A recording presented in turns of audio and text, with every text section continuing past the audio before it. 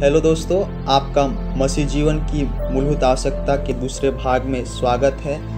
पहले भाग में हमने पहला पॉइंट संगति जो दो प्रकार का होता है, व्यक्तिगत संगति यीशु के साथ और सामूहिक संगति परमेश्वर के लोगों के साथ के विषय में सीखा था, जो एक मसीह पर विश्वास करने वाले व्यक्ति का मूलभूत आवश्यकता है, जिसके द्वारा वह आत्मिक जीवन में बढ़ोतरी करता है और मजबूत होता है। और उसी का दूसरा भाग जो मसीह जीवन का मूलभूत आवश्यकता पार्ट 2 करके अभी बताया जाएगा, जिसमें दूसरा पॉइंट है परमेश्वर को पहला प्राथमिकता देना। जो व्यक्ति यीशु पर विश्वास करता है उसे अपने जीवन में परमेश्वर को पहला प्राथमिकता देना आना चाहिए, क्योंकि यह उसके जीवन का मसीह में एक मूलभूत आवश्यकता है, जिसके बिना वह कमज़ोर पड़ जाता है। और इसके लिए 3 बातों का उसे करना जरूरी है। पहला, प्रतिदिन के जीवन में परमेश्वर के वचन को पहला प्राथमिकता देना। दूसरा, परमेश्वर के वचन से अपने आप को अपडेट करना। तीसरा, पवित्र आत्मा की अगुवाई में चलना। और इन तीनों विषयों को हम विस्तार से सीखेंगे। बाइबल भजन संहिता 138 अध्याय के दूसरे पद में कहती है कि परमेश्वर ने अपने वचन को अपने बड़े नाम से भी अधिक महत्व दिया है। और इब्रानियों 4:12 में कहता है कि परमेश्वर का वचन जीवित और प्रबल और हर एक दोधारी तलवार से भी बहुत चोखा है, और प्राण और आत्मा को और गांठ और गूदे गूदे को अलग करके आर पार छेदता है, और मन की भावनाओं और विचारों को जांचता है। अर्थात परमेश्वर ने अपने वचन को अपने बड़े नाम से भी बहुत ही अधिक महत्व दिया है।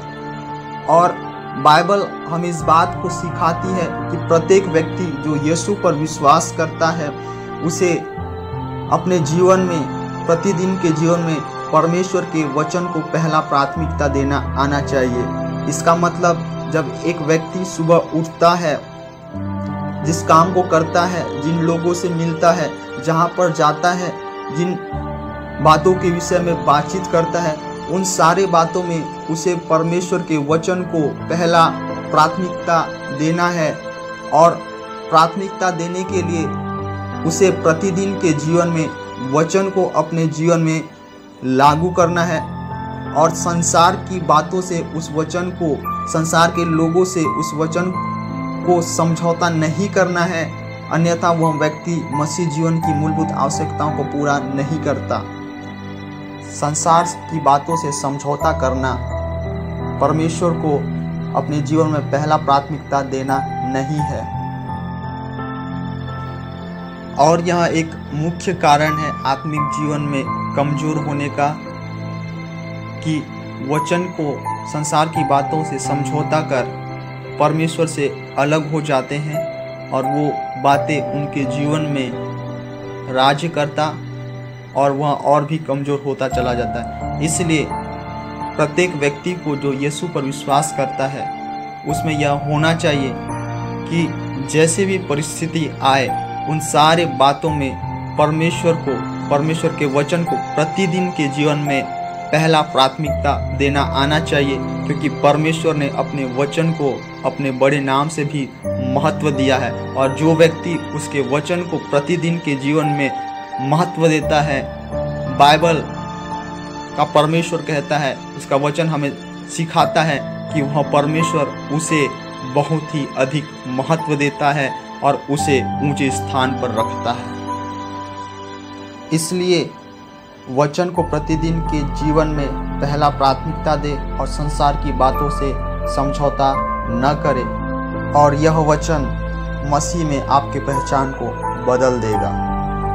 दूसरी बात, परमेश्वर के वचन से अपने आप को अपडेट करना। जैसे एक मोबाइल में कोई ऐप है और पुराना होने के कारण वह ऐप अपडेट मांगता है, जिसके वजह से वह ऐप अच्छा से फंक्शन नहीं करता, जब तक कि उसे अपडेट ना किया जाए, जब तक उसे आधुनिक नवीनीकरण न किया जाए। और जब उसे अपडेट किया जाता है वह ऐप फिर से और भी अच्छे रीति से फंक्शन करने लग जाता है। वैसे ही हमें अपने आप को और भी अच्छे रीति से मसीह में बढ़ने के लिए अपडेट करने की आवश्यकता है, क्योंकि बाइबल हमें साफ साफ बताती है कि परमेश्वर का वचन, जैसा दूसरे तीमुथियुस उसका 3:16 और 17 पद में कहता है कि संपूर्ण पवित्र शास्त्र परमेश्वर की प्रेरणा से रचा गया है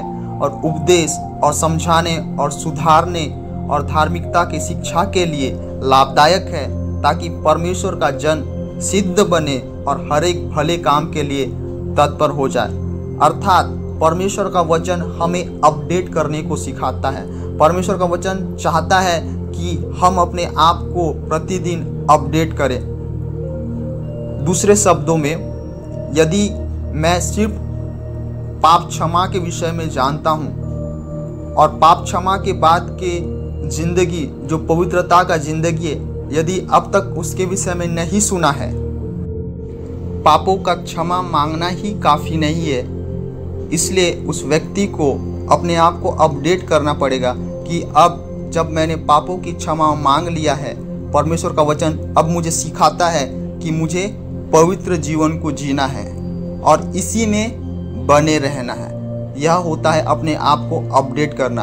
अर्थात जब भी हम नए नए बातों को परमेश्वर के वचन से सीखते हैं, हमें उन बातों को अपने जीवन में निरंतर लागू करते जाना है और अपने आप को अपडेट करते जाना है। और जितना हम अपडेट करते चले जाएंगे, हम उतना ही ज़्यादा सिद्ध बनते चले जाएंगे और हर एक भले कामों के लिए तत्पर हो जाएंगे। तीसरी बात, परमेश्वर के आत्मा की अगुवाई में चलना।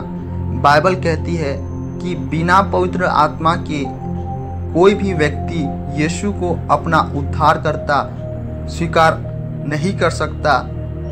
और यह भी बताती है कि हम परमेश्वर के मंदिर हैं और परमेश्वर का आत्मा हमारे अंदर वास करता है।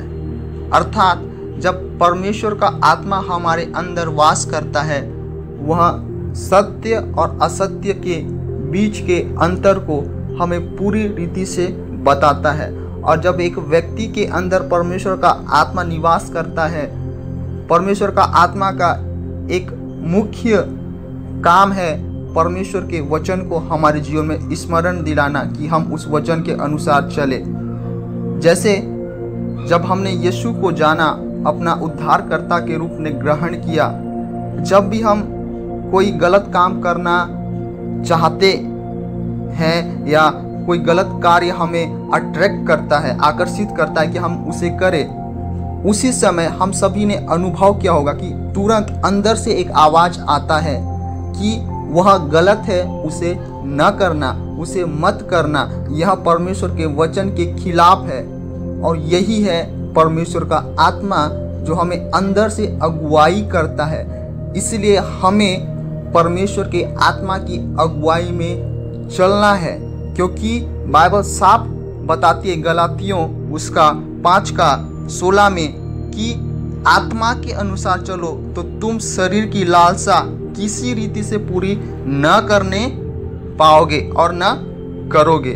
जब हम परमेश्वर के आत्मा को हमारे जीवन में कार्य करने देते हैं कि परमेश्वर आपका आत्मा मेरे जीवन में राज करे, वह आत्मा हमें सही दिशा की ओर अगुवाई करता है और हम मसीह जीवन में परमेश्वर की इच्छाओं को पूरा कर पाते हैं और हम अपने जीवन से परमेश्वर को प्रसन्न करते हैं। इसलिए एक व्यक्ति को परमेश्वर की आत्मा की अगुवाई में चलना बहुत ही जरूरी है और उसे यह भी जांचना है कि क्या यह वचन के अनुसार अगुवाई हो रहा है या ये मेरे मन का बात है जिसे मैं कर रहा हूँ। इस प्रकार से एक यीशु पर विश्वास करने वाला व्यक्ति मसीह जीवन की मूलभूत आवश्यकताओं को पूरा करता है और आत्मिक जीवन में बढ़ोतरी करता और मजबूत होता चला जाता है। यदि इन बातों को वह नहीं करता, वह व्यक्ति आत्मिक रीति से कमजोर, बीमार, निर्बल और मर जाता है।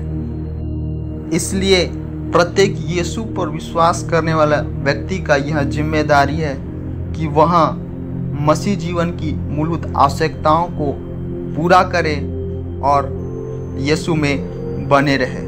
मैं विश्वास करता हूँ कि इन वचनों के माध्यम से परमेश्वर ने आपको आशीषित किया है और मेरी यह प्रार्थना है कि जब आपने इस वचन को सुना है, मसीह जीवन की मूलभूत आवश्यकताओं को पूरा करने के लिए परमेश्वर आप सभी को सामर्थ प्रदान करे और आप सभी आत्मिक रीति से आत्मिक जीवन में मजबूत और बढ़ते चले जाएं।